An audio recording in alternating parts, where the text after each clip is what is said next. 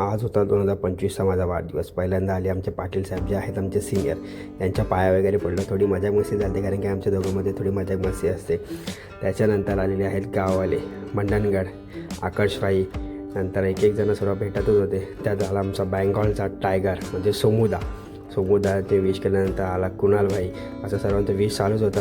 अमित भाई आले, गुजरात भाई, त्यानंतर सर्व एक विश चालू होतं. इकडे अजून एक दापोलीकर आपला मित्र आपल्याला भेटायला आला विश करायला. त्यानंतर आलेले आहेत आमचा ऊर्जा देणारे म्हणजे आमचे उर्वेश सर. थोडी मजाक मस्ती झाली, सरांनी विश केलेलं आहे. Thank you so much Urvesh sir. आणि त्यानंतर मग काय इकडे पंकज भाऊ नाचत होता कारण की इंडिया जिंकली होती.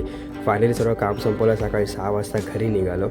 घरी जाता आता गणपती बाप्पाच्या पाया पडलो. ऑफिसचं पंच आऊट केलेलं आहे, परंतु पार्किंगमध्ये गेलो आणि गाडी आपली रेडी होती. जॅकेट वगैरे घालतो आहे कारण की पाऊस जोरदार आहे. या पावसाने आपला आजचा बड्डेचा पूर्ण प्लॅन मिस करून टाकलेला आहे. सकाळी 7:30 वाजता आईने नाश्ता दिलेला आहे, तो म्हणजे कोरा चहा आणि त्यासोबत चपाती. मग काय सर्व खाऊन बसलो एडिटिंगला. दुपारी जेवणासाठी आईने मस्त गरमागरम पिठी बनवली, पोह्याचे पापड, भात आणि चपाती. असं जेवण करून दुपारी झोपलो. संध्याकाळी 8:30 वाजता उठलो आणि बघतो होता काय इकडे पुऱ्यांचा आणि श्रीखंडाचा प्लॅन म्हणजे पुरी श्रीखंड प्लॅन होता. बाहेर जायचं होतं परंतु पप्पांना लेट होणार, थोडं मिसमॅच टायमिंग, त्याच्यामुळे थोडं लेट केलं. बाप्पाला नैवेद्य दाखवला आणि फायनली पप्पासुद्धा घरी आले. पप्पांनी आणलेली आहे आपल्याला डेअरी मिल्क घेतल्यानंतर केजल कलेक्शन म्हणून काही शॉपिंग केली होती. त्यामध्ये आपल्या किशोर भाईने आपल्याला दिलेली आहे गिफ्ट टी-शर्ट. या कलेक्शनमधून गणपती बाप्पाच्या मंदिरामध्ये पाया पडायला गेलो परंतु मंदिर बंद होतं. मग काय फायनली निघालो ऑफिसकडे. 2025चा वाढदिवस. काही स्टेटस नव्हता, काही नव्हतं, परंतु खूप जणांचे विशेष आले, खूप सारे कॉल आले. Thank you so much. त्यातूनच कोणाचा रिप्लाय द्यायचा राहिला असेल तर खरं सॉरी.